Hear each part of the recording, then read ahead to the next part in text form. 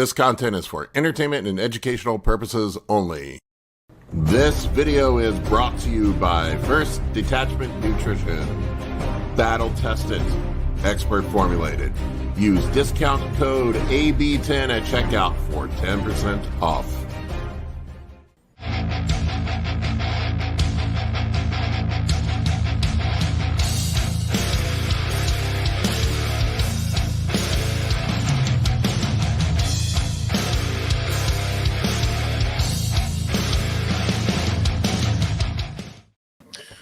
What's up, everybody? Howdy. Hello. A couple quick things before we get started here. Just a reminder that you can listen to us also on Spotify, so you don't crash your car into a tree trying to watch YouTube. I usually get the Spotify recording up the day after the show, so it's not live. Also, I have a sale going on the Anabolics e-course, 10% off this weekend only. So go over there and check it out. Link is in the video description below. Kurt and I put a lot of work into this. I think we have 80 or so modules in the course now. It is, despite what some other people say, it is the best anabolics e-course out there, I think. I'm biased, though. So what's going on, guys? Nothing. Not much. We had an eventful couple of shows recently. Yeah, man. It's been a crazy couple of weeks in bodybuilding. There's been some drama. Stuff to talk about. I've got we'll talk about it in a minute, but I've got the thing with Samson and Milos kind of passively talking about on the Jay Cutler cast about how Samson doesn't listen, Throwing him under the bus. Yeah, he was very polite about it, but it was, you could read between the lines of what he was saying. So I mean, those of us have coached, we know what it's like at the end of contest prep, and people lose their goddamn minds. Yeah, kind of. I understand why Samson maybe left, but I just feel bad for Milos for being caught in the crossfire, because he's not like maybe the most stable coach ever in the world, but I guarantee he did put his heart and soul into helping that guy, and then all the mess that happened afterwards.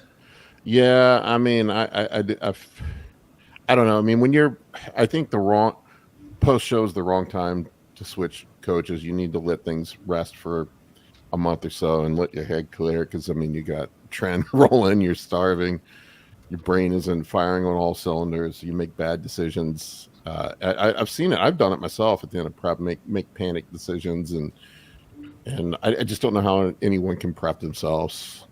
It's wild. What's up, Justin? What's up?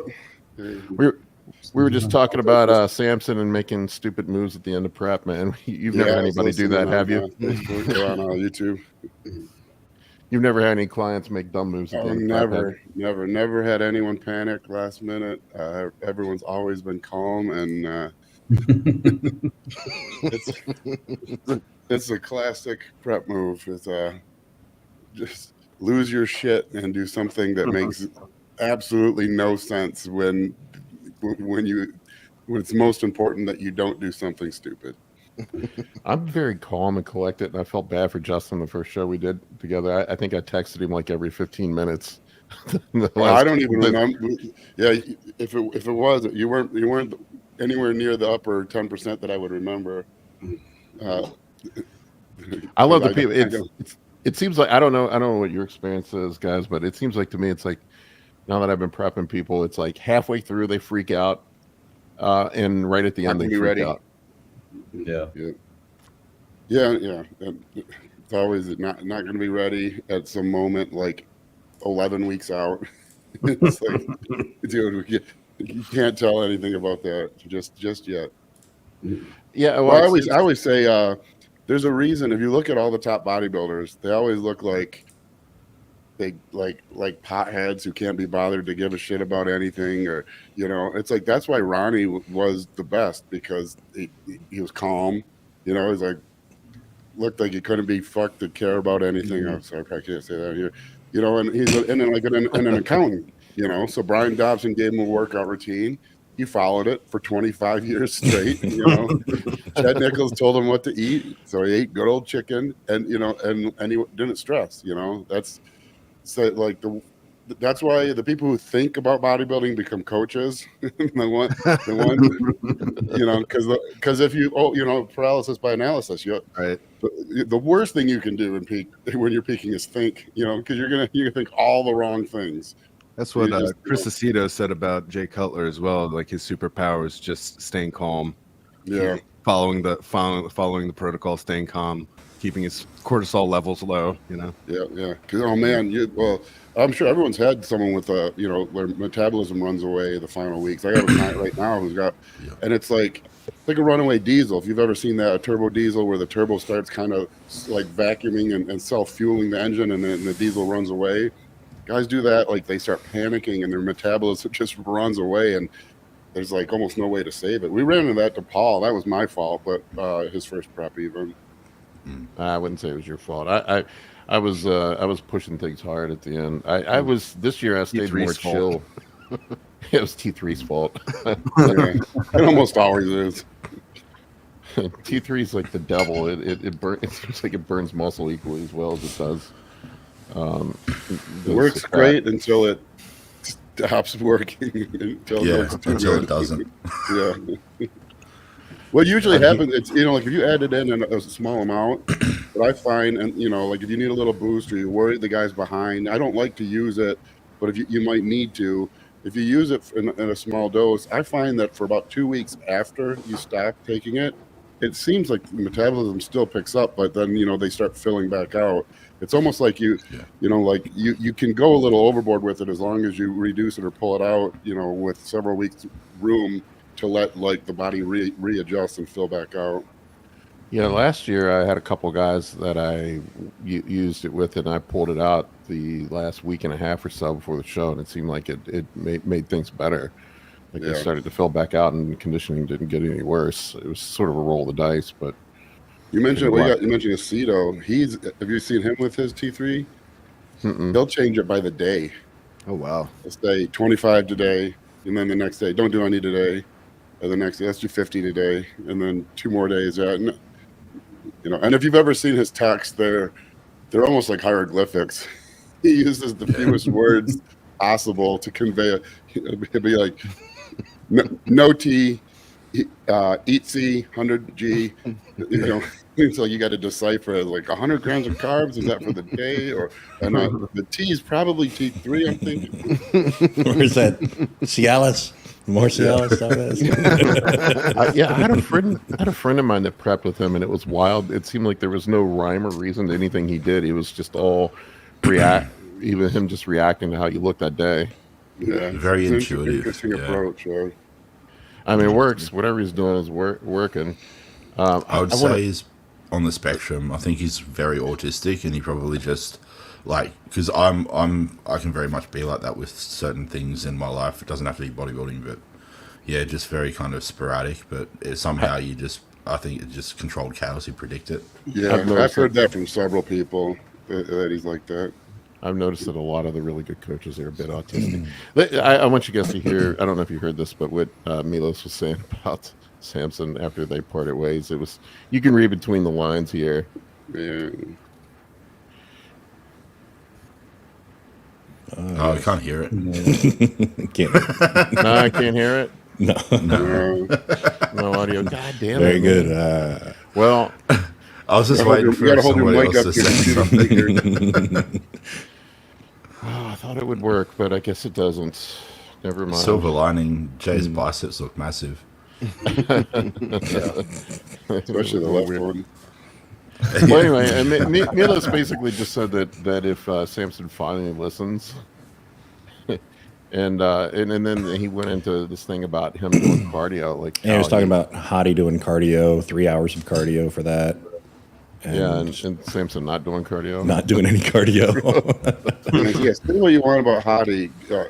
That dude works. Do you see him doing like 765 Smith squats, like 9 days out from the Arnold? Yeah. They said he does like 2-a-days too with his training. Like 2-a-days and 3 hours of cardio. Like when do you have time to eat? Like that's Right. You can eat whatever you want. it's a crazy Body's schedule. always in shape. That's that side of the world. That culture is kind of like that. I mean, not the, like, I mean, it's not exactly the same as the Eastern Bloc, but like they used to, some of the old Olympic weightlifting routines would be, like 3 or 4 sessions a day. A lot of the arm wrestlers over there do like multiple sessions a day, 7 days a week, and they bring, like the number 1 arm wrestler in the world from Georgia. That area brings, and they do like, he's government funded, right? Yeah. Yeah, Yeah. from what I understand. So I mean, like, yeah, it's you That's can what- imagine if you had, that's all you had to do, and you massage in between. Someone hands you the food to eat. Like you can only imagine what your workload would increase to when you had nothing else to do. Well, that's also what's crazy is he's government funded, so like his winnings are like winnings. Bonus, He yeah. doesn't use that to buy anything. It's crazy. It's the same thing with fighters from there too. They literally train them from birth to like do whatever they're doing, right? Usually it's some form of like mixed martial arts, but they will put them in an encampment and like bring everyone there to them to train them, and it's like all pre-regimented from when they're young to when they're actually competing. Yeah. Exactly. Yeah, isn't there some crazy story with Khabib? I can't remember what they paid him, but it was something outrageous. It was like the reason he didn't need to act like Connor is because he was making that kind of money from the government. That, like when he won the title, they gave him something outrageous, like 20 million or something. It's awesome. Let's see. He's the pride of an entire country. Yeah, Let's see if this those one dudes are works. tough over there. Yeah. Have you ever seen that? Can you guys hear this? Oh, it's Big more working. Yeah. condition, big more Oh yeah. condition. And that goes on me. As a coach, I failed to bring him in a better condition. So, that's the fact. So he would have to listen and suffer because we know what it takes to get Hadi Chapman conditioning. You did 2-3 hours of cardio when needed. I heard that Hadi was doing 3 hours of cardio, and Hadi is as lean as the stable, and he still does that. I mean, there are levels to this game, and if you really want to be ripped, peeled, that's when it takes. So I just hope that even 2 weeks could make a difference. And I see Samson being super competitive. It's crazy, though, that these guys coming from 212 are the kings right now of one biggest contest. But both of them look considerably bigger than 212. I mean, Well, really, they're. I'm assuming they're 20 pounds I think up now. this backs up my bigger is not better thing, where we all want to be 300, right, or get close to it, right? And I mean, you sit there, look at Ronnie Coleman in 03, right? Came back. That's interesting. He talks about the bigger is not better thing. I mean, I'm sure you guys get it. The guys that gets hyper focused on the scale, and I'm like, just don't worry about it. What I always say, my say, the way to cut people down with that is I remind people that Ronnie Coleman was 246 when he won his first Olympia. And so when you got guys, thinking they're going to be a peeled super at their first show, try to remind them, hey, this is what, I mean, bigger is better because when you have the ability, because Ronnie was probably in shape at 270, 265, but to get that, just fully gutted out, inside out, nasty look where your waist is tiny, as you kind of, I'm sure he lost muscle in the process, but there is there's a look that's the best look, and it's not necessarily the biggest look. It's easier to get that best look when you are bigger, but yeah, the size thing. Everyone wants to be a super for their first show. It's like, dude, look, that's what a super looks like. That's 5'10", 5'11", 245 pounds. That's not you. Yeah. It's just how much weight did Samson have on Hadi at the Arnold? 70 pounds. 60. Yeah.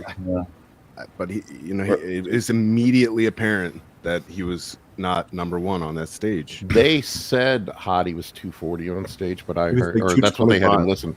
But I heard that he was 225. Is actually what Yeah, he I would was. guess that by his Okay, height. that makes more sense. Yeah. And when people chase the size game too much, I mean, you see the midsection, it gets wider, it distends. And I mean, every inch you gain on your midsection, it offsets that 10 pounds you added in the off season. Yeah. You look just the same, if not smaller. And there's a thing that starts to happen too with time. You know, it's not quite the same as like when people talk muscle maturity, and maybe it is, but there is a thing that happens where you start getting, your weight doesn't really change, but your look keeps getting more three-dimensional. You know, you can, I know me personally, it's, you know, way back, but I was roughly the same weight for junior USAs and USAs. But USAs, I look, you know, 20 pounds bigger. It's like, it was just more, there's like a, you know, like a 3D look that starts to happen. Your scale weight doesn't change quite so much, but the look really becomes more dramatically round and full. And I, you know, like, that's why I don't like using the scale. It's because if you use the scale, you'd say, you know, hey, he didn't make any progress. But you look at the pictures and they're two different looks, you know. So what happened to me this year, man? I was pretty much, I was only up like 2-3 pounds from my stage weight last year, but I look completely different at the Masters USAs than I did at my local show. So what I've noticed, okay, so like Hadi was 212 in what, 2018, and now so for him to be 240 on stage now, he would have had to have gained 25 pounds of muscle in just 5 years at that age. And it doesn't sound plausible. I mean, it's letting himself fill out more, you know? Yeah. I mean, he's been holding himself back for that long. It's not necessarily like fibers, but I mean, there's probably some. But I mean, he's allowed to fill out more and be bigger, you know? Well, I mean, my suspicion is based off of what I've been paying attention is, since Hani tends to do things old school, my understanding was their plan was to fly into the UK, carb up, and then dry out. That was Hadi's exact words. So therefore, I would think that they're using water and sodium to force the carb load, and then they're using a relatively aggressive diuretic pull of water relative to what is done today. Something more old school, like 25 L-Dactone for 3 days, followed by 12 and a half hydrochlorothiazide before bed, maybe 12 and a half in between the two shows. Then they probably re-carb up after Friday night, and then they re-dry out again, or a combination of both. I think he only got in the day before, wasn't it? That's the problem, is that plan went to shit because they couldn't get the visa in Houston because the visa had to be printed in London, shipped to New York, shipped to Houston. And they left behind someone in Houston to drive it up to Dallas. Then they took a red-eye flight from Dallas to London. So they couldn't do their fill and spill, I think is the proper term, the Skip Hill protocol. They couldn't do that. They had to do something different. And that's why Hadi didn't look as good. And Samson's narrowing the gap because Samson looks better and Hadi looks worse.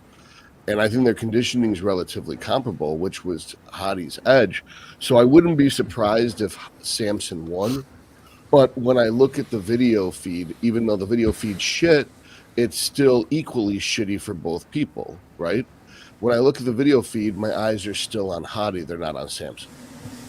Agreed. I hate when the video feed is poor. That's what was so nice about the Arnold, is finally feeling like you could judge from a stream. Because when it doesn't take much. I mean, when you're in that type of conditioning, if there's any loss of definition, you can't judge anything, you know. But my eyes were pulled towards Hadi. Has Hadi ever done a video like of a full day of eating? I don't even think so. That would be so. Cool to see. They just started taking his channel seriously this year. Or just a day in his schedule, just to see what the hell that looks like. I mean, because they could show it, and nobody's going to be able to copy it. Like nobody. We're always so jealous. Yeah, he's got plate loaders. Someone wakes him up and hands him his meal one. You know, they probably wheel plate loaders at home and at well, that's why he could show it. Like they could show it, and everybody would watch it and be like, "Fuck, I can't do that." How much chicken and rice is he eating? Yeah. You think he eats any chicken kebabs, any bread and yogurt sauce? Yeah. See, that's the thing with those Middle Eastern bodybuilders. They're so, with their diet, they're so regimented from what I've heard. They don't miss a beat. Whereas, I mean, Well, the get diet it over quite there often. in general is much more limited. You know, the amount of variation we have in our food, you know, in America, we have every culture's food. You know, every one of us has eaten 1,000 different types of meals. You know, but you know, in a place like that, like you go to eat Middle Eastern food, in a lot of places that's just what they eat. You know, so it's Meat, like, rice, it's flatbread. yeah, it's not like an outrageous stretch to eat the same thing every day, because that's, you know, they, you know, kind of grew up doing that. You know, it's like, you know, you go to Mexico, if you go to, not like Cancun, Mexico, but if you go to like on the West Oaxaca. Coast, like a Bucerias or something, like a town that's not a tourist town, you know, it's it's the same foods, it's Mexican food, and that's all they eat, you know. And so like you could kind of, not that would be you'd prep on that, but you could kind of imagine, not if you've never had the variety, you don't miss the variety, you know. Well, we're here like going to chicken and rice seems like, oh my god, that's all I'm going to eat. Well, if all you ate was tabbouleh and rice and beef kebabs, you know, it's like the same thing. I've just eaten a leaner version of it. So I just got back from Turkey, like, right, I was there only for a couple of days, but even though I was in a relatively touristy place like Istanbul, aside from a lot of Burger King, a couple KFCs, one McDonald's in a touristy area, everything was Middle Eastern food. And they don't call it Middle Eastern food, they call it food. What? You know, there's chicken, there's meat, their rice isn't our rice. It's something like it's like round.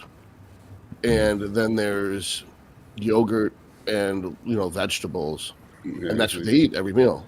And or maybe they have something different for breakfast. They do have something different for breakfast. Turkish breakfast is fucking epic, but it's really good.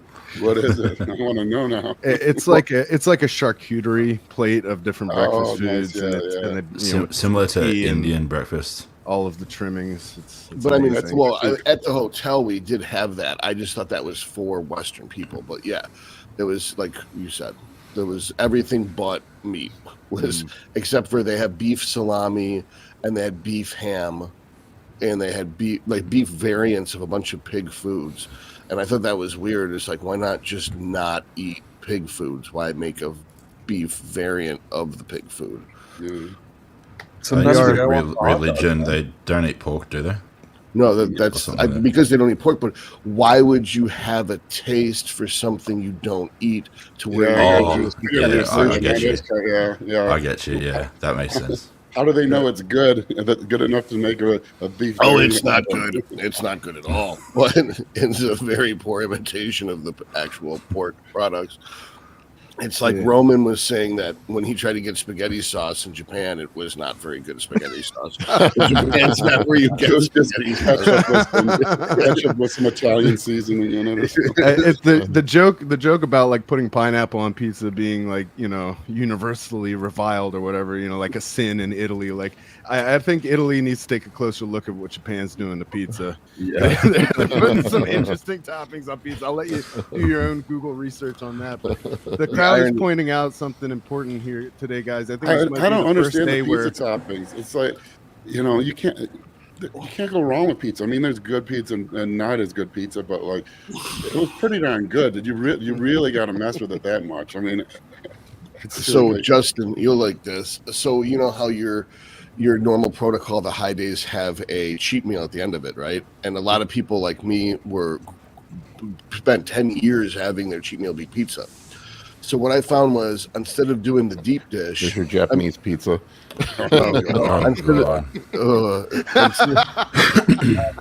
Is that oysters? Gross. Instead of it's like you do an AI prompt for nightmare. AI Chat GTP, show him nightmare food. So the Hungry Howie's extra large pizza, but with the medium specs cheese and medium spec sauce, ends up being an astronomical amount of carbs, but very little fat relative to the amount of carbs. And the protein is still up there. So like the whole pizza, I don't know if anyone can really do a whole extra large pizza after a high day. It comes out being like 400 grams of carbs and like 48 grams of fat and only like 64 grams of protein. So it's like a job trained by JP post-workout. What I would do is like take 2 or 3 slices and then a scoop of like protein powder. If you're not going to do dairy, I usually use like beef protein. Dante's True Nutrition beef protein. You could do like 3 slices of pizzas with a scoop of protein powder and hit an actual meal's macros. It's only going to be 18 grams of fat. Now that's not ideal for a high day for someone who's on insulin, but it's the way to navigate the pizza minefield. Because I used to do that thin crust and kill the whole thing, and it was 72 grams of fat, 72 grams of protein, and like 180 carbs. Yeah, the thin crust is just like it's like a piece of paper for your cheese. I mean, that's not pizza anymore. That's just like a ball of cheese and pepperoni. It's something to hold it together. Yeah, so that's my pizza hack. So if someone wanted a less guilty pizza, just get the extra large, and then get the medium spec sauce, the medium spec cheese. And that way, I don't know if this works the same for Domino's. I don't know if this works the same for other round pizza places, but the Hungry Howie's one is almost no fat at all. I miss Hungry Howie's. I haven't had that since I lived in Florida. Yeah, they're not around here. Yeah. Oh, really? No. I don't even know what that is. We don't have them here anymore either. And in the Kalamazoo area, there's no Burger Kings. Never see. I mean, I have celiac, so I can't eat any of that anyway. But I never even realized. But someone asked something about Burger King, and my kids, my youngest one didn't even know that place existed. That's so weird. Yeah, because like growing up, it seemed like it was like McDonald's, then Burger King. Like, those were the 2 main ones. It seemed like they were Coke and everywhere. Pepsi. Yeah. Oh, I found a video of Hadi and Samson at the UK. Oh, nice. Here you go. Hadi legs. Samson's waist is a bit tighter, which is nice. Yeah, a little Hadi bit. still looks better. Yeah, only a little bit. Yeah. But It's not- it's interesting because like in this pose here, like looking at Samson's waist, it reminds me a lot of Andrew Jack, but Andrew Jack's waist is even more diced, which I think makes me Samson- think he can bring it out more. Yeah, well, what bothers Good me with point. Samson is he relaxes his midsection on like the front lat every time. Yeah. And it spoils the pose for me because he's got a tiny waist, and when his abs are, he doesn't really contract them, but he keeps the midsection tight, and then always about halfway through the front lat, he just kind of relaxes it, and then it smooths out and looks washed out. He did that. Neither of them a have little the Christmas soft. tree. There's, like normally you'd see a Christmas tree on that lower back. Yeah. Neither of them have the Christmas tree. Oh man, poor James Hollingshead. Did you see him? Oh yeah, he tried to shitload it. Midsection. He had junk food. He just randomly work. tried all junk food. Yeah, His waist is just It's completely Yeah. washed out. Yeah, it's washed out. you know what? Yeah, what it looks like because he's not that vascular. If he had junk food and he's not that vascular, I bet he panicked and then tried to suck water out with diuretics, and it just fell apart. Yeah. His What, face is even holding some water. Like compared to Ohio, his face is a bit Like he puffier. put up a picture not too long ago that was just a gym shot that he looked dry. He had striated delts. It's like it's amazing how much worse they always look on stage than they do in the gym. Look how washed Yeah. out his back is. Well, Yeah, sometimes man. with that too is on social media, and I'm not accusing James of this at all. He doesn't seem like the kind of guy who would, but it's very, very easy, especially on Instagram. You add like 15 structure and 20 sharpness, and you look, 2 or 3 weeks ahead in conditioning. And But it doesn't put lines there that weren't there. It just makes them look deeper. yeah. I mean, he I've- looks horrible compared to Oh how yeah, It can be is. difficult to tell the difference, Todd, if you're subtle enough with your, photo editing. That's why I people found often the- look so much better on Instagram. #no filter. I found the ultimate Hashtag hack. Reagan. We Well, are on Brady iPhone- bunching it today for the first time ever, guys. I just feel Yeah. like we gotta point that out. Like, Theme song. isn't that right, Kurt? Who was in Is the Kurt, middle? is Kurt in the middle for everybody? Yeah. I didn't say Kurt. You need to like look up. Does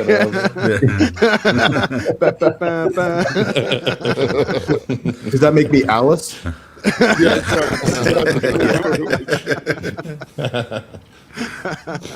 I'm like the same age as her, so all the like early 20-year-old kids watching this aren't gonna have a clue what we're talking about.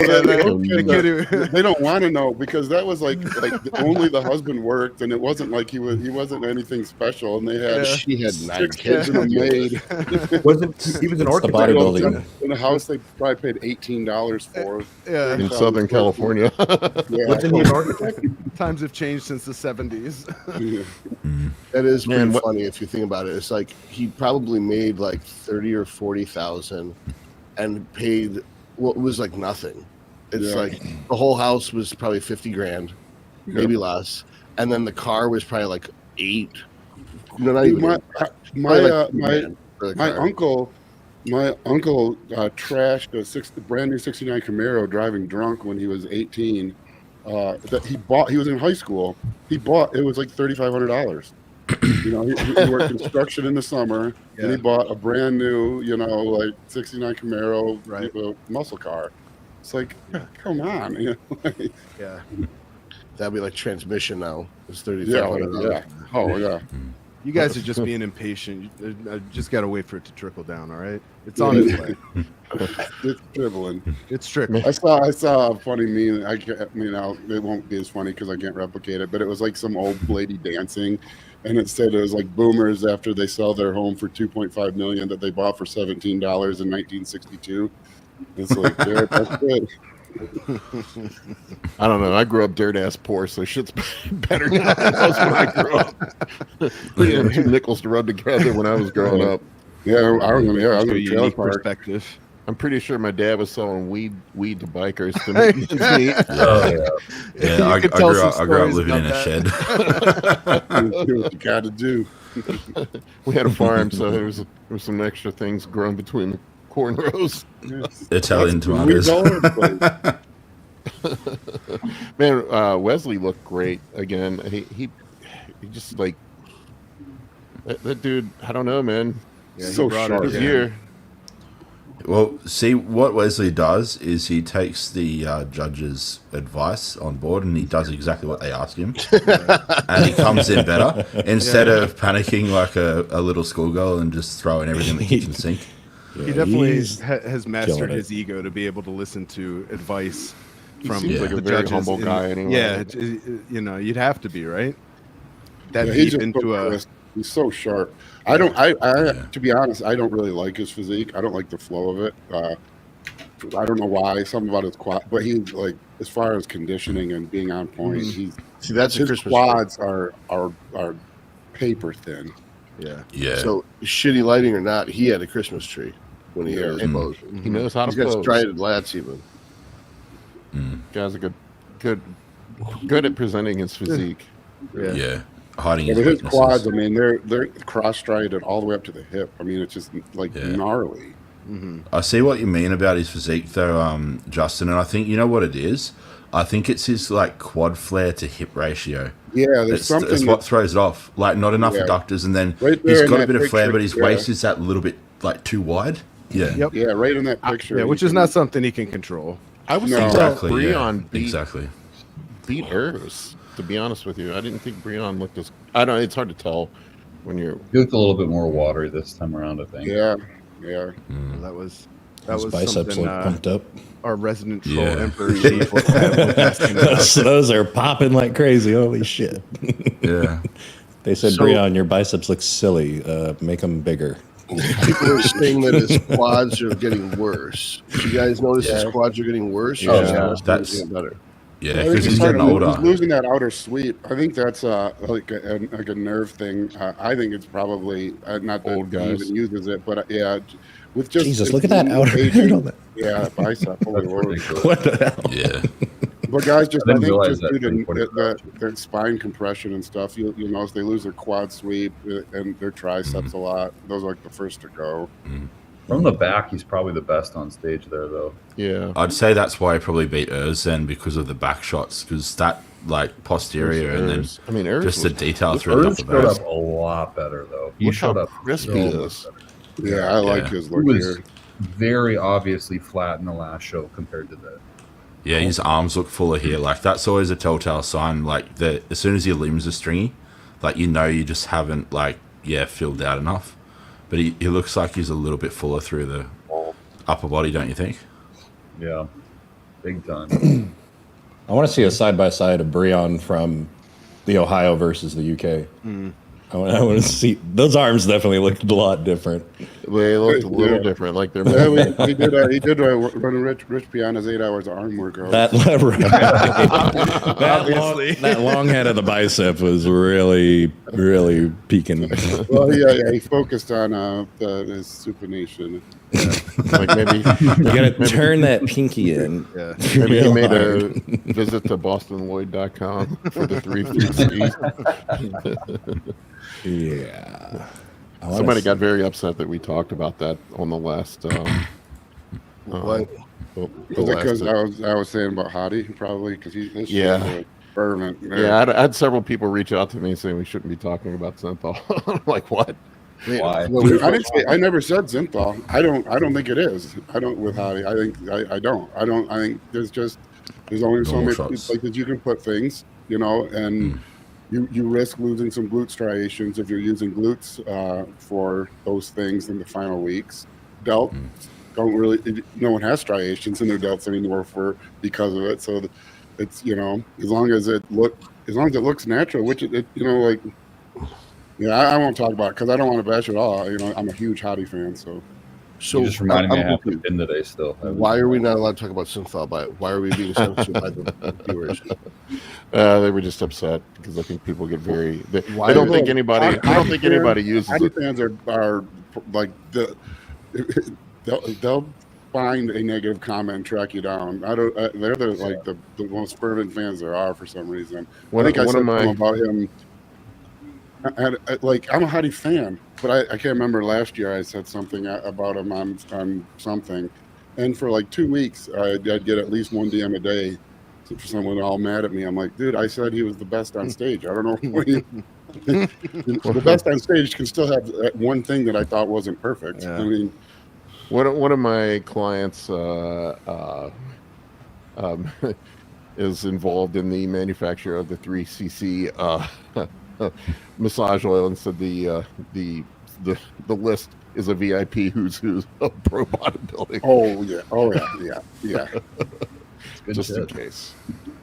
So you have first-hand knowledge, you have second-hand knowledge of the pros actually using synthol or site enhancement oil.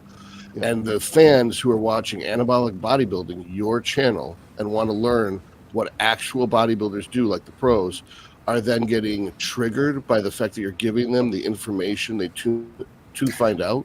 Well, yeah, I mean, there's a term "bury your head in the sand" for a reason, I guess. I don't know.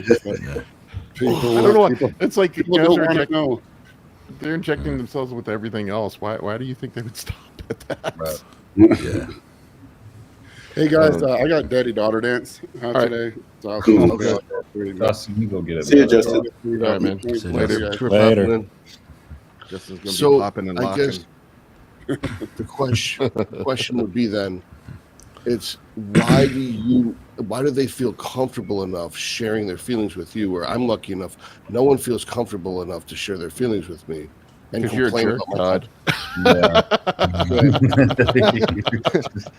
Well, it's a mystery. Actually more It's a mystery. confrontational. It's a mystery. Might not want to open that can of worms. The warm and fuzzy Todd League. I think I'm We were way just more talking about worried. you last night, Todd. You're such an enigma, man. Like you give off this persona of being mean and gruff online, and then you meet you in person, and you're like the quiet. You're like soft spoken and gentle and very very kind. He's a teddy bear. I We guess that don't means I'm wanna- a pussy. No. Because I act like a dick online when I can't get into when I'm in a room full of large men. I'm all polite. Nah, you're just a nice guy. Doesn't come across. I always as well tell that to online. girls when I'm on dates. I'm like, whatever you DJ do. said, "I share my feelings with you, Todd, and you make me cry." There was this one time I made fun of TJ and she looked like an underdog. She was like so sad instantly. I was like, oh, I fucking totally crossed the line. And she didn't like get mad or nothing. She was like, Like Does DJ that. not It was have I felt brothers? so bad. Just like deflated instantly.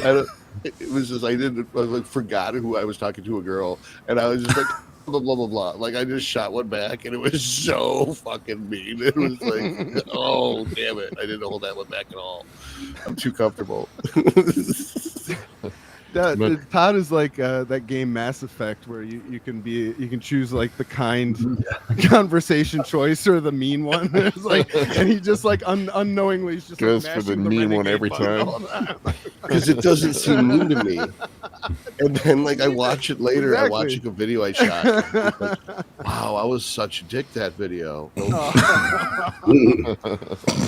That's hilarious. I don't know what this one means. This guy says, I never understood other grown men stick up for other grown men they are fans of. Seems very teen girl to me. I don't know, man. That's like every sport fan in the world of every sport. They all stand so hard for their favorite players or whatever. So does Yeah, you anyone should have stick seen up the for- Brazilian dudes at the Arnold in Cleveland. There was like a rack of them sitting behind us the first night we were there. Oh man, they're Cheering. passionate. Yeah, passionate. Like all they had to hear was that the person on stage was Brazilian. I don't even know if they had any investment in them beyond that, but like they were just like Brazil, like fucking so loud, like whistling and carrying on. Is it Lot like of a pride. soccer thing? Like this is the energy they bring to soccer games. So I you've got think- people like Iranians that are bringing to Hadi, like he's Yeah. the soccer Very team of passionate. Iran. Yeah, Yes. it's like Exactly. Yeah. Colin and I used to do jujitsu, man. Brazilians are cut from a They're different cut from a cloth. different cloth. Yeah. They are savages. That was our old jiu-jitsu teacher talking about, like, you know, if you weren't ready to fight in grade school, you'd be walking home without your shoes. Yeah, he said, You you always that's knew just who couldn't fight because they didn't have shoes. Yeah.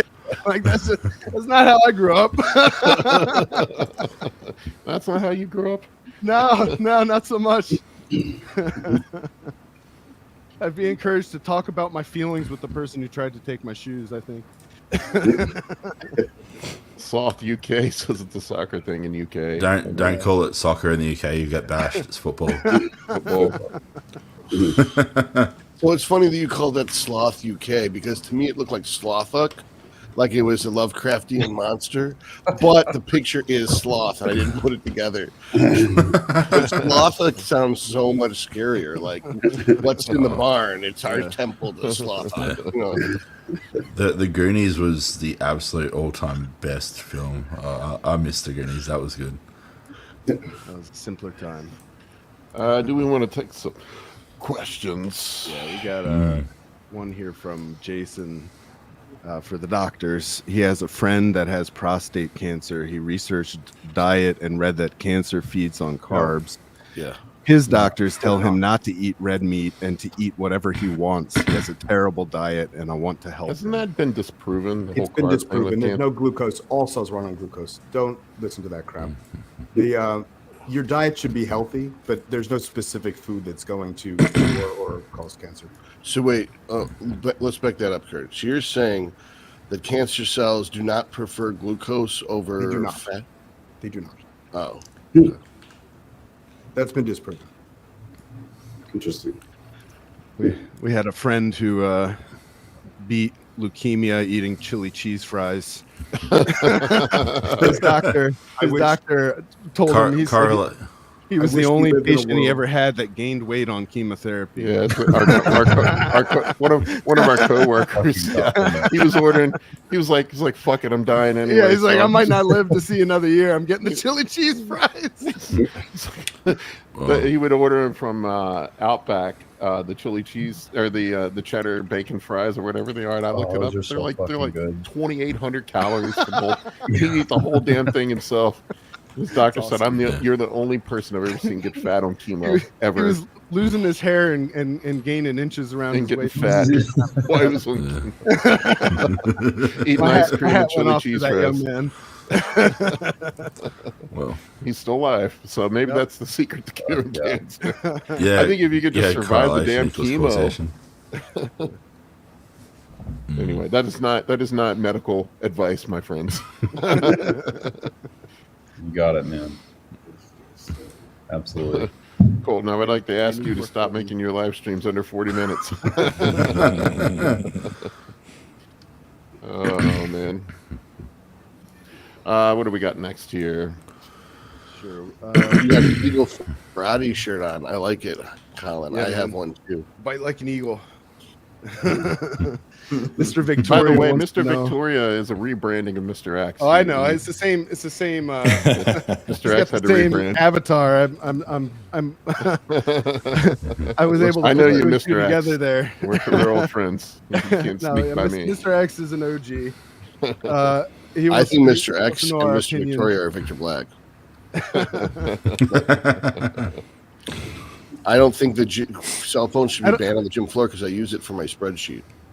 And honestly, it never gets in the way when other people are using tripods or taking selfies. That has no effect on my life. I don't know they exist unless they're in my way. So I don't know why you have to. It's like Andrew Cuomo. What was it? Which was the governor? The governor Cuomo, whatever his name is like, why do you care if they got their shot or not? Andrew. Did you get your shot?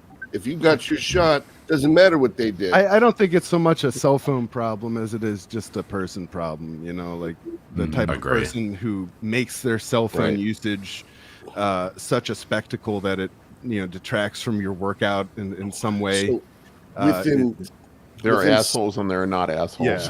Yeah. I mean, we all take training highly seriously. I'm sure us amongst many people would take training more Speak seriously. for yourself, Colton. I can assure you, I am just all business at the gym. Paul will attest to that. Regardless, we're probably still recording some of our sets, and we're probably still using tripod. Right. I'm still on my phone. Like, it doesn't really fucking matter. So as long as I'm not an asshat, like doing TikTok dances.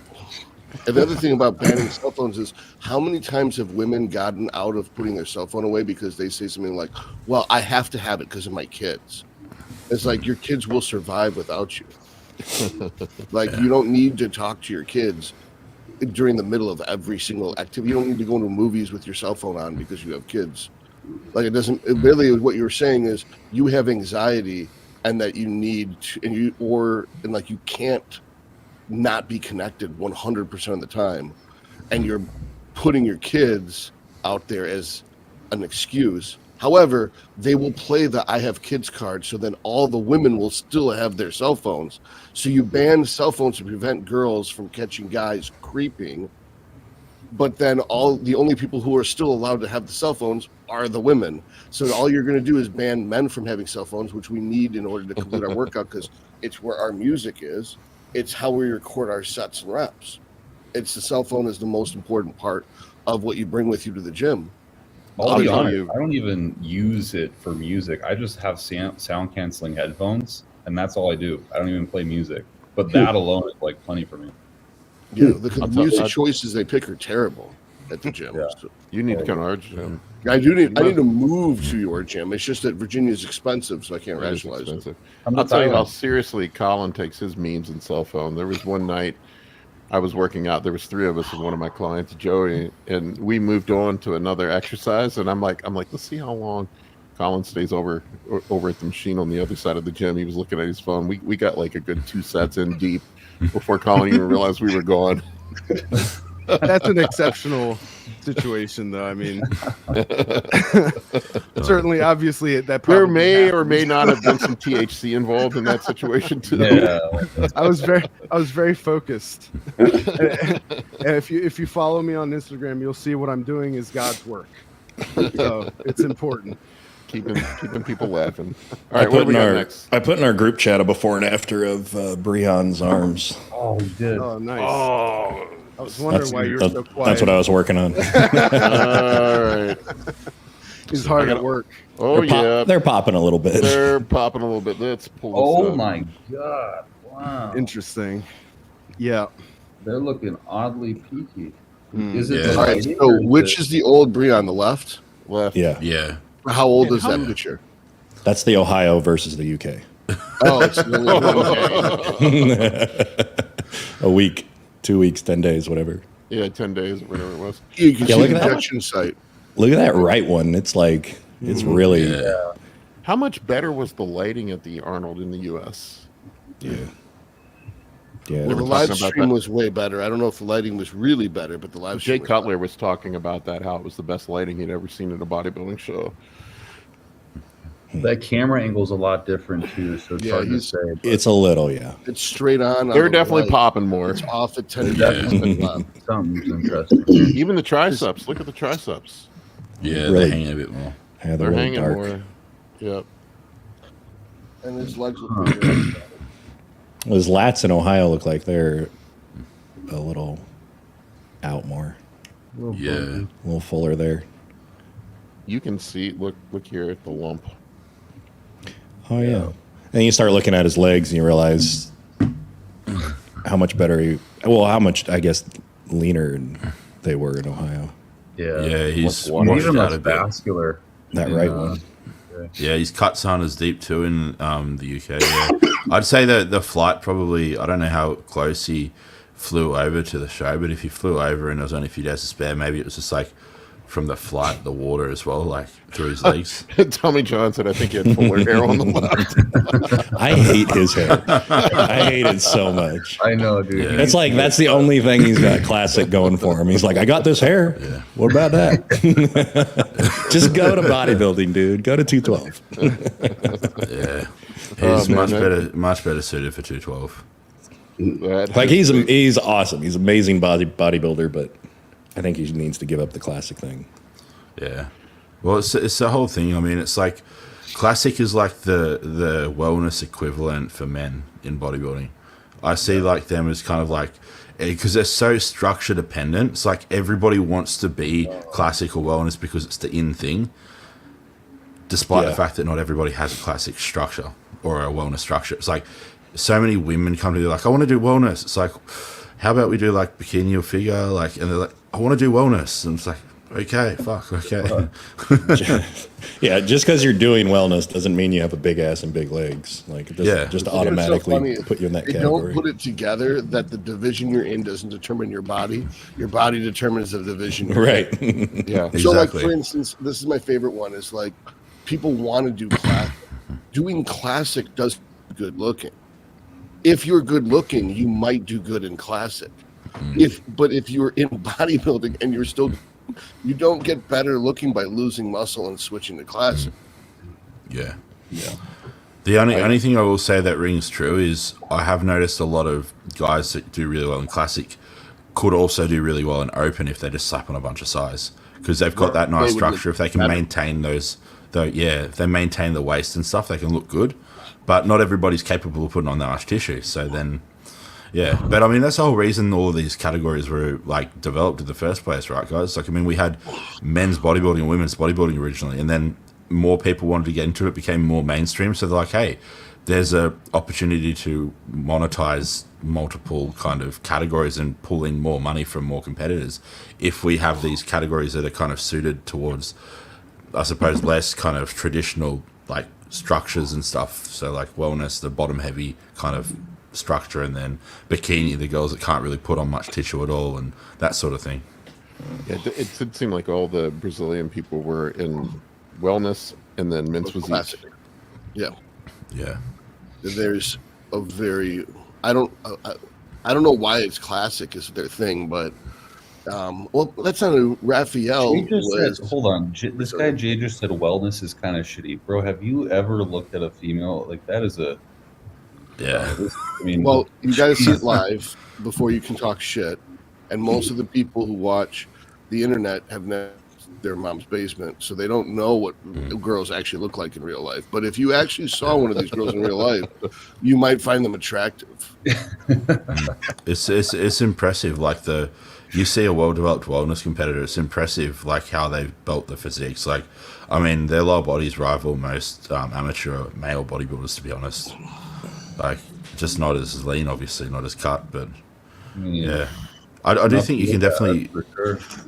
yeah. If you add enough tissue, like I have seen women who are, I suppose, more structurally built for figure or bikini do well in wellness, but you need to be able to add the size. Though, if you can't add that size, like you're fighting an uphill battle.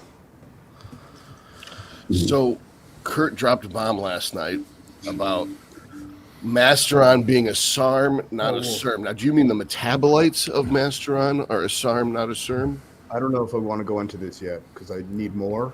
Okay, I've already made a big mistake publicly. I don't want to keep going with it until I know. So, that's why I don't write books. It doesn't look like Masteron has any interaction with the estrogen receptor at all. And where it interacts with cancer is in its structure, the C1, C2 double bond, the C4-5 double bond, and what's going on at carbon-17, similar to Primo. And that's how it's interacting with cancer. It seems that it's interacting with the AR in a way, but it doesn't necessarily mean that it's causing protein synthesis through the AR. It could be blocking the AR. Like inhibitory. In cancer, the current theory is in hormone-dependent cancer is that the androgen receptor is present in up to 90% of the cases. And the androgen receptor will allow the growth of the cancer if estrogen and progesterone are present. We use progesterone as the marker to see if it's going to go to cancer, but the amount of estrogen that's available will allow the AR to cause the cancer to grow. So it's not like a single faceted thing. Kind of like the prostate. Yeah. So it's like there's not one thing that's going on. So I don't really want to say for sure, but I think I was definitely wrong about Masteron. So let's back that up a little bit, though. We know that DHT works as an aromatase inhibitor. We know DHT works almost like a negative signal to the estrogen alpha receptor. So I don't think that it is necessarily antagonistic to the androgen receptor because it's doing what you say. I mean, normally DHT should in itself, if we just injected straight DHT, fight breast cancer. And this is a modified version of DHT at the 2' carbon to survive the 3-beta hydroxylase or whatever is inside the cell. I think I got that enzyme right. Yep. So I think it's plausible that it's just because they tested it. They didn't do multiple legs of the study and compare Primo and Masteron and Winstrol and Anavar to see which one was the best at fighting breast cancer. They tested just Masteron. And then I think that the faulty assumption is because we tested Masteron in women with breast cancer, that's what Masteron's best at, and that's all it's good for. Because we tested Primo in people with Duchenne's muscular dystrophy, that's all it's good for. Because we tested Anadrol in people with anemia, that's all it's good for. When all of them are going to raise red blood cells, all of them are going to fight breast cancer, all of them are going to grow muscle to different degrees. But I don't really like that you found out for once and for all whether it was an estrogen beta agonist, but because it could be just an androgen agonist, it would also antagonize the estrogen alpha receptor just as much as estrogen beta would antagonize the androgen receptor, just as much as a progesterone antagonist would actually antagonize the estrogen receptor. Kind of like how Trend does. I like test. Someone's voice was so low I didn't even recognize it. Give me more test. I just want test. It was an Nathan Explosion voice out of Chase. All right. Sorry. More test. That's what they got. Anybody got anything to add to that? Yeah, they got to come up. I don't think the audience. I think Todd covered it. It's good. I did. I put in our group chat the correct answer to what the Warburg effect, which is the glucose thing in cancer, because I feel like I got cut off and I don't want to. You can read. I was going to ask you about that for sure because I believe you, but I wanted to see it. The short answer: I don't want to bore people again with it. I just don't want to get caught saying something that is interpreted wrong. The Warburg effect was named after this guy in the 1920s that discovered that glucose metabolism was heightened in people with cancer, and they thought that it was that cancer cells were doing something weird with their glycolysis. It's now looked at that that's a product of oncogenes causing that, not the glucose causing the cancer. So when I said that, it's not that the glucose metabolism is not altered, it's just that you're changing your diet. It's not going to do anything. It's the oncogenes and the anti-tumor genes are off that are causing it. Let's back this from a different way. You can eat all the sugar you want. It's not going to cause cancer. It's like what came first, the chicken or the egg. It's like it's just I get what you mean. Using a PET scan to find cancer, but it doesn't mean that's what's causing cancer. That's why I just want people to think that it's not seed oils, it's not sugar, it's not trans fats, it's not all this stupid shit that everyone wants to blame. We have genetics and epigenetics, and there's two things going on that's wrong. So let's back that up a little. No one knows what causes cancer. If there's no mitochondria, only glycolysis is the mechanism of ATP synthesis. Therefore, only carbs can go through glycolysis, correct? Yep. Yes. So if we Mitochondria have- is the powerhouse of the cell. Yeah, if we have tissue types that have no mitochondria, if I'm not mistaken, neurons either don't have mitochondria or they have very low mitochondria. The neurons need glucose; they can't function off of fat. Yeah, All right. ketones and glucose are it. Well, okay. If the neurons function off ketones, do cancer neurons function off ketones? Possibly, but the idea that the whole concept about this no sugar for cancer cells was supposed to be exclusively for neuron-based cancer, and then I think people extrapolated that to other cancers. Oh, I don't know. I just know this Otto Warburg guy came up noticed this in the 20s. I've never even heard It's about kind of that. used as a broad. It was just a misinterpretation of findings that led to Yeah, they that just false didn't assumption understand that the world. carbohydrates cause cancer. Yeah, but they didn't understand When it's genes more, back then. So Yeah. that's your road to this data point is different from my road. My road to this data point was since neurons don't have the ability to process fat, that neuron-based cancer would also be starved by carb-free. That if you go keto diets, you can help slow the spread of the breast cancer, allowing the chemotherapy agents to kill the brain cancer faster. I'm not going to say on film that any sort of diet cures cancer. Sorry. yeah, I don't think we can say that. I just can't say it's outside of our scope. Yeah, Yeah, and people that are saying that are just full of shit. They don't know. One, I mean, as a good representation. If you want more information on that, you're going to have to leave this channel, head right over to Tyan Clark. Well, this He's is my getting point. into that. What happened with the guy who invented the alkaline diet made a bunch of claims. He had a high school diploma, and he made a bunch of claims about cancer with alkalinity of your blood, and he killed a bunch of people with cancer, and he got a ton of jail time and a huge fine. Yeah. And the first thing the judge said to him is, "Do you have a medical degree?" I mean, this is why I'm hard on these guys on social media that make these claims, medical claims, that have no education. Yeah. Everyone listening knows who these people are. You know, Yeah, you just I gotta don't be need to careful say with people's stuff like initials and that. people's names. Stop giving medical advice if you're not a doctor. If you are a doctor and you give wrong advice, Yeah, is it you're under- liable. yeah, exactly. Yeah. Let's see. Bray MMA here has a question for Chase. What's the lowest dose of carnitine to get good results at 175 pounds? What are you using it for? Well, I know. I It's like assume fat burning. I mean, so from what I've seen and from what a lot of my customers have seen, the more you use of carnitine, the more of an effect that they saw.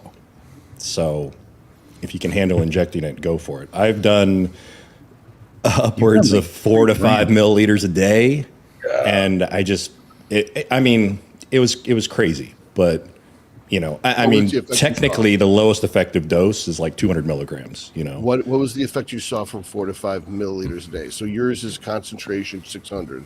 Yeah. So that means you're using 2.4 to 3 grams of L-Carnitine per day. So what was the effect you saw? I got like way more, like I wouldn't get tired in the gym. I was sweating profusely, and like my my mood, my focus, like I actually like felt it. It was so weird. I remember making a video and I was like walking to the gym and I had just done that. And I just remember having like this really like heightened sense of feeling great. And I was like talking to my camera. I was like, I feel really fucking good right now. Let's go. Let's get to, but it was just like, I mean, that's an incredible amount to use. And the only reason that I started going down that rabbit hole was looking at what Alberto Salazar did with the Nike Organ Project and how much carnitine he was giving his athletes and what they saw off of that. So that led me to just try a little more, That a was little more. injectable or oral he was giving up? They were doing injections. That was like the first like really tested injectable thing, because they originally were doing it orally and they weren't getting much of an effect. And and then they started doing it IV. Why can't we increase the and this might be a stupid question, but why can't the concentration go higher? Because it used to be, veterinary grade was like 100 milligrams per milliliter. Then it went up to like 300, then 600. Why can't we go to like a gram per milliliter? So when carnitine is is at its melting point. It's pretty close to like, I mean, if you injected straight carnitine that was melted, I think you can only get like 800 milligrams per milliliter or something like that. Or it's close to, then you wouldn't be adding any water to it or anything else. So it's not, you can only go so high because at a certain point, it's just going to be at its melting point and you can't really inject that. So I've got a question about carnitine. I've used it in the past, and I have clients that have used it too. But like, if acetyl-CoA is a limiting factor, the rate limiting factor in fat loss, and it's not carnitine, how does carnitine have an effect on fat loss? That's what I don't understand. Or it just doesn't, and it's just only beneficial for maybe increasing NEAT through increased perception of energy, that sort of thing. Do you think that's that's my view of it, is like it just helps me go harder in the gym and longer and like not get tired doing cardio. Like that's my experience with it. So as far as like the cellular increasing energy output. Yeah, that's the way that I see it. So what's ironic is Dr. Scott Stevens has this thing that he released. It was, he brought it up on Think Big Bodybuilding, where he said that in hyperthyroidic women, they found that administering L-Carnitine stops the thyroid thorn. Yeah. And that the extrapolation of this is that it inhibits in some way the T3 making it into its functional place, such as maybe the T3 doesn't make it into the nucleus of the cell. And that thyroid function is down-regulated by the L-carnitine up to the tune of a quarter of the metabolism. I think it's strange because normally a zero thyroidic person has a 10% decrease in thyroid. So if you down-regulated their hyperthyroidism, they get a decrease of 25%. But so if that was the case, then every single person who uses L-carnitine would then get fatter, because they've lost 500 or 1,000. You know, if they're a 2,000 calorie diet and you knock out 25% of their metabolism, they're getting a pound of fat a week. If they're on a 4,000 calorie diet and you give them L-carnitine, they'd be gaining a pound of fat a week.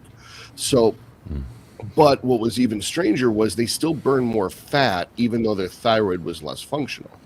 And that the T3 levels in the blood stayed the same.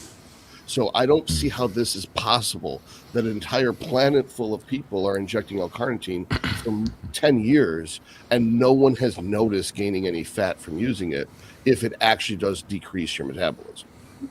Yeah, I never saw that. And I haven't, like I said, I haven't had any customers talk about that either. To deal with this, I cut the L-carnitine out. And I'm eating about the same amount of calories, and I'm still not gaining any weight. In How many of us actually use L-carnitine in prep? I'm curious. I used it in prep toward the tail end. I've used it in prep. I don't notice, but you use so many things in prep. How do you know which is doing what? You're using 7, 8, 9 new drugs when you're on prep. Yeah, especially if you introduce them at the same time. Yeah, I found out about it during my prep. Like I started it like a month into it. I was like, holy shit, this is great. But and then I also added in injectable ephedrine and all this other stuff. So I was like, what's doing what? That might be why you felt so euphoric. Well, that wasn't that situation, but yeah. I mean, I see merit. If say for example you're getting a lot of diet fatigue building up in prep, you're getting sluggish and stuff. You introduce carnitine, gives you a bit more pep in your step. You start burning more calories on average throughout the day. Then it's helping fat loss technically in a way, I guess. So that makes sense. I'm glad that mechanistically it's not kind of like how I was supposedly told it worked from Alex Keekel's book. Well, it's supposed to carry the fat into the mitochondria, but that's what it's at the rate step according to the curve. Membrane. Yeah. L-carnitine has acetyl coenzyme A has to pull it in. So that's why. So carnitine is the shuttle that brings it. It's like it brings it to the door, but it has no key. I see what you're saying. Okay. Door, and then acetyl coenzyme A has to unlock the door and bring it in. So it's that crazy X knocking on your door. Yeah. So now I'm going to get 18 DMs tonight about what that was called and where do they get it. You can't get acetyl coenzyme as a supplement. Well, I would just tell if we those could people, figure out a way to do that. if Yeah. people ask you questions, direct message, just tell them to buy a consult and post your link for a consult. Yeah, no, I was just saying that. Okay. Every yeah. time I say that, It's like, that's- well, but it's a lead. You're generating leads. So rather than seeing it as a nuisance, see it as, okay, 1 out of 10 people actually get the consult. That means every time someone asks you a question, it's 10%. You got to build your funnel, Kurt. No, it's not nuisance. Is that I can't figure out how to sell acetyl coenzyme A. Did Then we could someone team up. patent that shit? I think someone actually patented a normal molecule in the body because the court didn't know it was a normal molecule in the body. So that we all are in copyright infringement for living. So it's like we all owe this company money because our bodies just make shit. So other thing about the L-Carnitine, and this is why I used it, is because I thought it upregulated the androgen receptor. Now apparently that is bunk, although I don't Is know it? where the data is that it's bunk. But I don't know. I heard that it did, but it's not anything that I was like banking on. That I wasn't would anything love that to I was see using the it study. for. So this is not. I'm not going to charge Just you a take more consult fee. tests. If anyone watching this has a study that shows that it increases the androgen receptor, and please send it to me because somebody told me that was bullshit, and that person was very reliable. And I think that Kurt, you were skeptical of it, but you didn't quite call it out as bullshit. I mean, I guess I've never seen anything to disprove it or prove it, so I don't. Right, and I've never seen anything to prove it or disprove it either. It's just someone who I respect actually said that it was bullshit. So I'd love to see proof because if it actually makes your metabolism slower, then you would use it in the off season, not pre-contest, because then you wouldn't have to eat so much fucking food. That would make more sense. Yeah.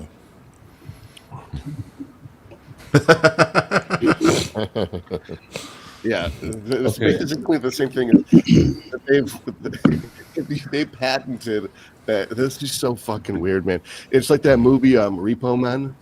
I feel like, and it was like I was so desensitized by the end of the movie. That was such a bizarre movie, but like because it is a logical, sound argument, but they didn't provide appropriate medical care to the person after removing the organ. That would be something that you would think would be a necessity, is that it would be added to their bill. That's how they would do it, is like you kidnap them, take them to a surgical suite, rip out their organs, sew them up, and then send them a new bill for the surgical that was the surgery performed. Well, they've already proven they can't pay, so what's the point? Well, what you could do is you could basically have a magistrate sign off on it in advance. So, like, let's say you had eyes put in, they rip out the eyes they gave you, stop the bleeding, but to pay for them stopping the bleeding, they take a kidney too. So they profit by one organ. They don't just get the organ back. That sounds like a dystopian life. That would like less upsetting to me because the loop is complete and the logic is actually rational, whereas the way it was in the movie, it's just silly. You I think that's how they do it in China. Oh, just Yeah. All right, what do we got next, Colin? We have let's see, a yes or no question. Do you guys refrigerate your unconstituted Serostim? I imagine there's no need. I don't. You don't need to. Okay. A quick one. Evan, I can't pronounce that. Evan R. How many sets per muscle groups do y'all do? Does training change at all during a cut versus growth phase?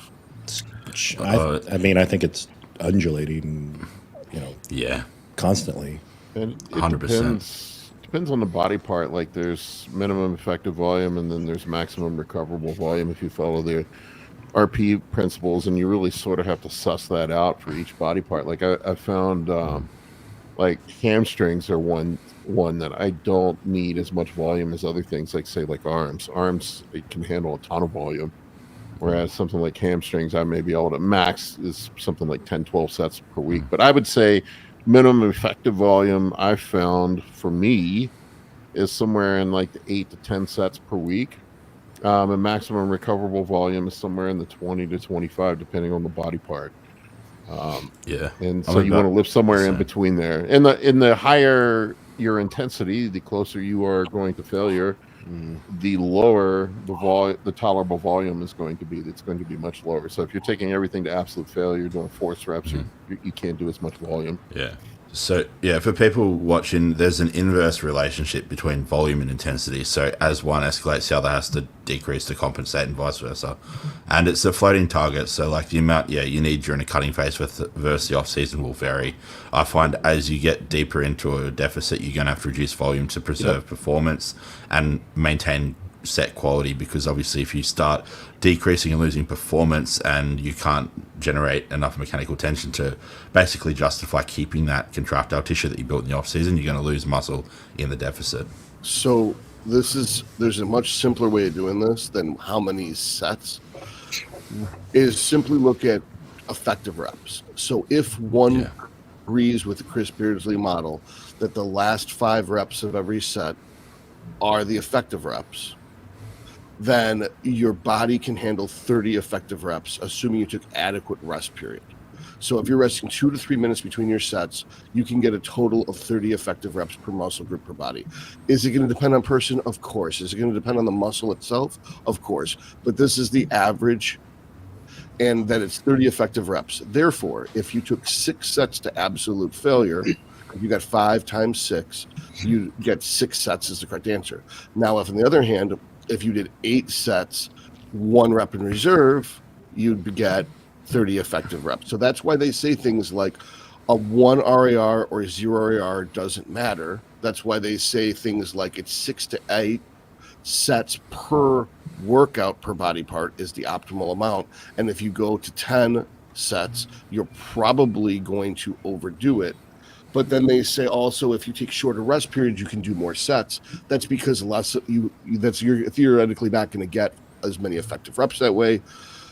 So think about counting how many effective reps you got. So the simplest way to do this, like Nick said, is if you crank your intensity dial to the limit, then your volume dial goes down. So you take 5 to 6 sets to complete an absolute failure not per exercise, per muscle group.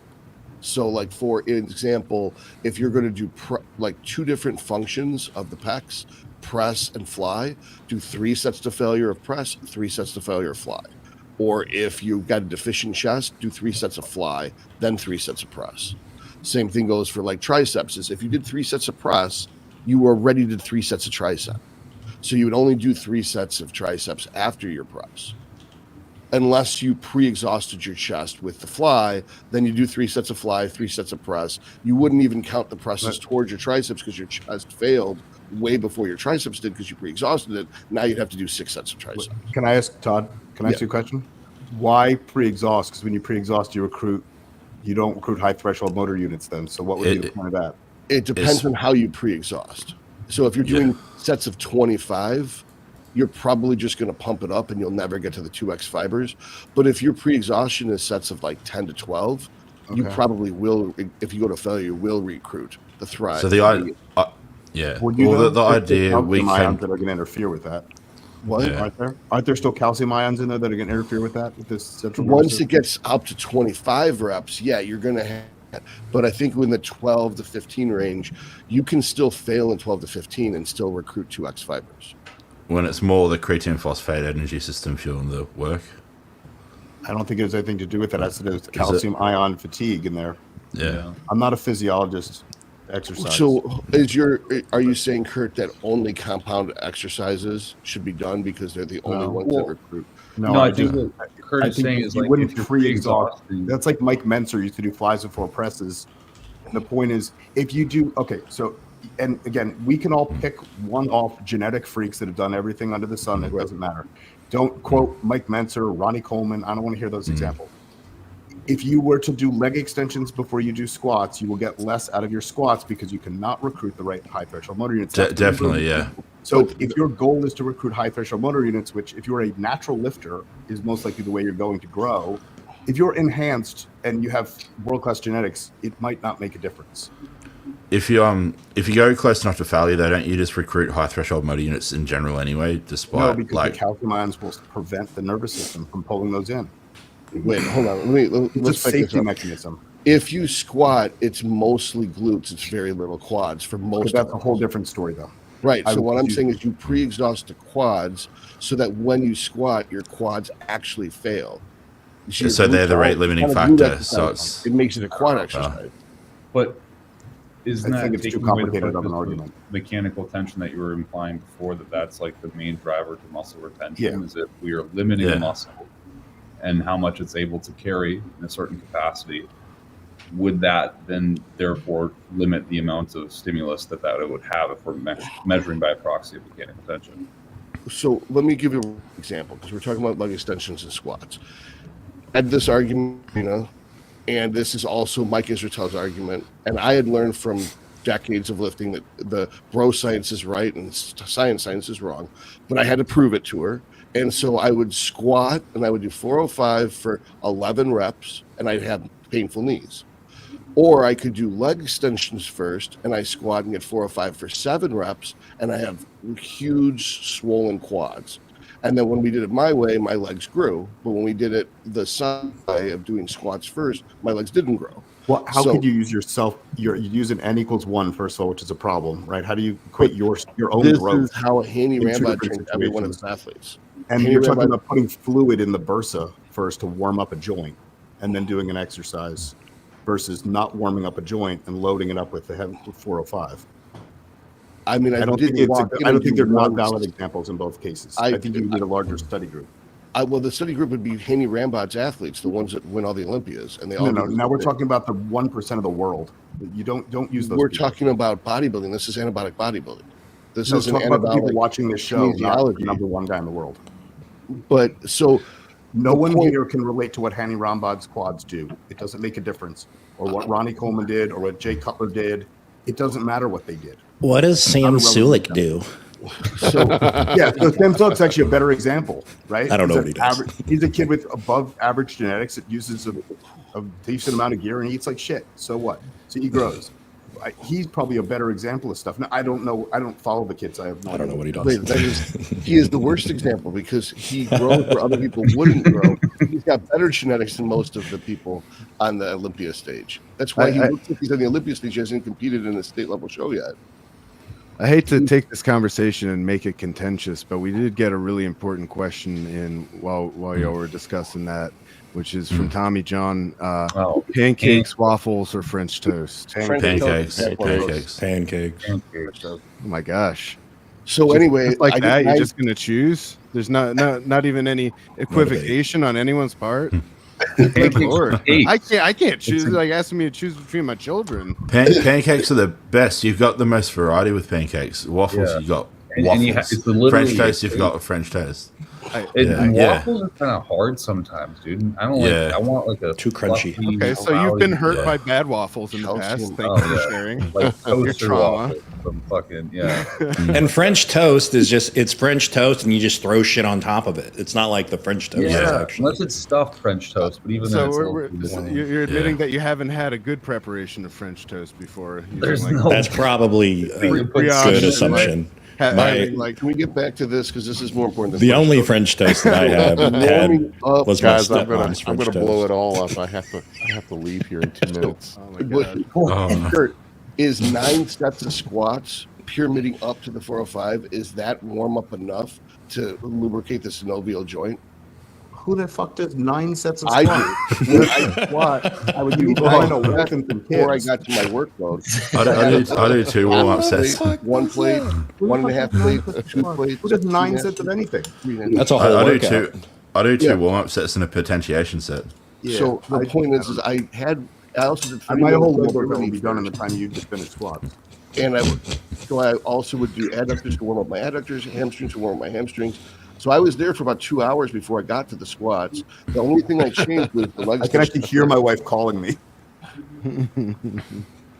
2 hours. What I don't understand though is that how the calcium ion thing's relevant. That the leg extensions cause calcium ions, but squatting doesn't. Who said that? No. That's I don't know not- why you're saying that you cannot do leg extensions before squats. I didn't say you can't. You can do anything you choose. You could do 12 sets of squats for all I care. But why can't you grow muscle if you do leg extensions before I didn't squats? say you couldn't grow muscle. And what is the rate that a slow twitch fiber grows versus a fast twitch fiber, Todd? It's why do you think that you can't get 2x Answer my fibers question higher first. on the leg extension? Answer my question first. You can grow just doing leg extensions. Well, okay, so you can grow with leg extensions, and most people will probably, but they've never tried it because they don't believe in it. I think that the shearing force on the knee is too great if you do just leg extensions because you could get up to 30 reps and it still hurts your knees. So you really I think I can't see go- what's happened here. I think there's a bit of a confusion between all of us in terms of like who's saying what. Like we're not saying that like doing leg extensions before hacks is an effective way of training. It's rather it's going to decrease the amount of load you can move on the hack squat and the amount of like effective reps from that. But in terms of net net effective work, like, well, think about it this way: if your goal is to grow quads, like leg extensions are pretty much just like all quad. There's no other real contributing muscles involved. Like, you're going to hold on to the seat and shit like that. But I mean, you're going to get a lot of direct quad stimulus. You're going to do a hack squat after that. Sure, you might not move as much load, that sort of thing, but you're still going to stimulate growth. And if it makes your legs feel better, like if you go into your squats with less niggles, then ultimately I think it's a win-win in that sense. But I think what we're trying to say is like if you do leg extensions before hacks, then or like a isolation before a compound, say like flies before a press, you can contribute like the amount of volume that you net yield or whatever is going to be slightly different depending on the exercise. Let me move back to the flies before the chest. For people with big triceps and tiny chests, usually the reason they have big triceps and tiny chests is because when they do pressing, it's a tricep exercise for them based on their anatomy. So if you don't pre-exhaust the chest won't fail before the triceps. So whether there's calcium ions or not, I think that's overcomplicating it.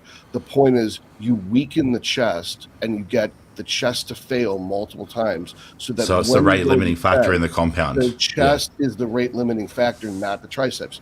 Likewise, for someone like me who has large glutes and small quads, if I don't do leg extensions before squats, even pain aside, my glutes would keep growing, my quads would not. But now that if you pre-exhaust the quads before you get to the squats, then your quads are the ones that fail. You can handle the same amount of load just for less reps. So you get 7 reps, which is still 5 effective reps, versus 12 reps, which is still 5 effective reps. You guys are so autistic, it's pissing me off. Yeah, when you're on testosterone, you don't have to train. You just grow, guys. What are you doing? Didn't you see that one study in the 70s? That's what all the natural dudes would say. You don't have to train. You just grow. What is your point? Are you saying that this isn't relevant? No, it's not. I'm just fucking with you because I want to say some things, but it's like literally we're getting into so much minutia. It's not that it's not relevant, but at the same time, we have found ourselves in the rough here a bit. Is all I'm saying. It's a bodybuilding Maybe let's channel. get back on the fair way. All you got to do is train harder than last time. That's all you got to do is train harder than last time. Bodybuilding for the first time. But this is Guys, I gotta wrap this up. Cool. I gotta go. Please. I've got a hard stop at 1:30.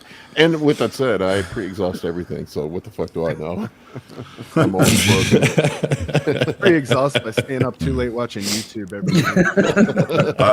I pre-exhaust before chest presses so I don't tear my pecs anymore. I Pre-exhaust before sex so I can go longer. Yes. That is the real answer.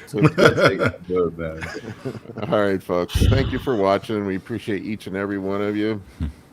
Thank you for your support.